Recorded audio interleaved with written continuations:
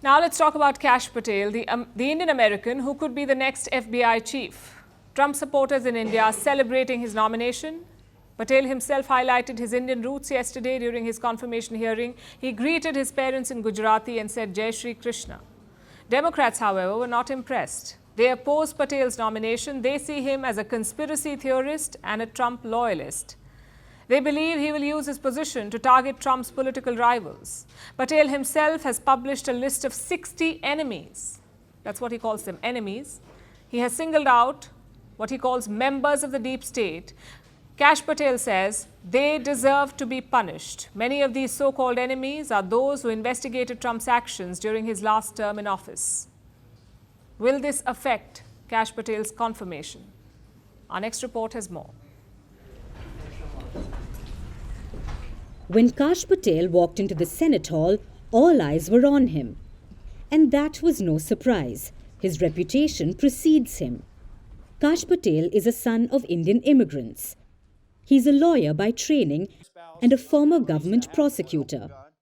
Patel rose to prominence during Trump's first term. He was a key advisor to the current president and a trusted figure. Now, as a reward for his loyalty, Trump has picked him to lead the FBI. To get the job, Patel needs to be confirmed by American lawmakers, which brings us to the hearing. As Patel faced questions from the lawmakers, his family was there rooting for him. I'd like to welcome my father, Pramod, and my mother, Anjana, who are sitting here today.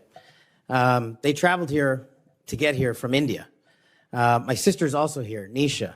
She also traversed the oceans just to be with me here today. It means the world that you guys are here. Jai Shri Krishna.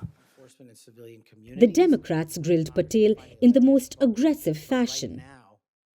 You understand what I'm asking you. Can you say the words, Joe Biden won the 2020 election? Joe Biden was the president of the United States.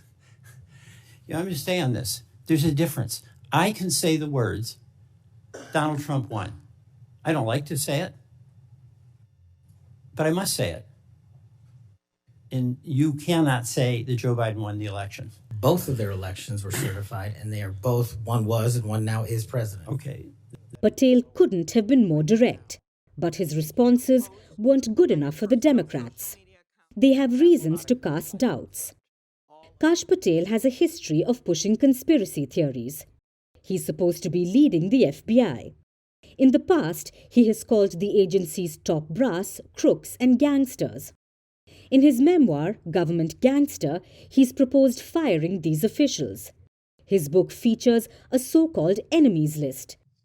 It has 60 names, which includes former President Joe Biden, former Attorney General Merrick Garland, and former National Security Advisor John Bolton.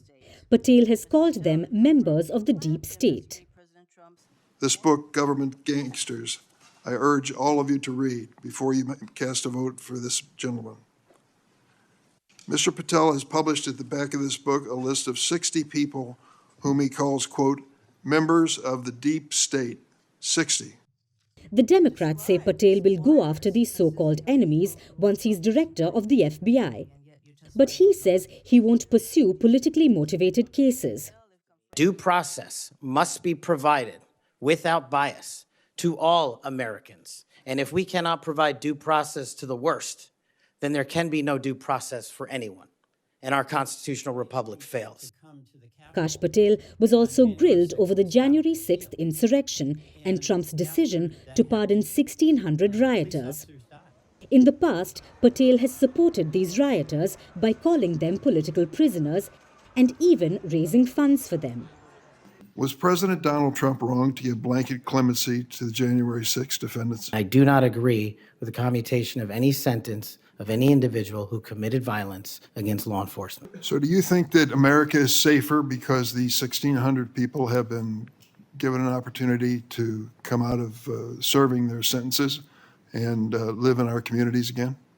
Senator, I have not looked at all 1,600 individual cases.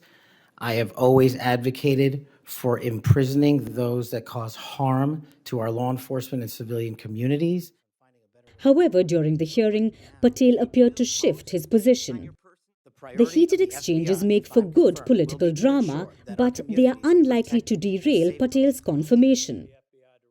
The Democrats are in minority in the Senate, and the Republicans haven't opposed his nomination. For now, it looks like Patel's confirmation is all but certain. Tune into Firstpost for our special budget coverage tomorrow. We'll be tracking the finance minister's speech in the morning, the key announcements, the big policy changes, and the major reactions. Also, don't miss the special budget edition of Vantage at 9 p.m. tomorrow.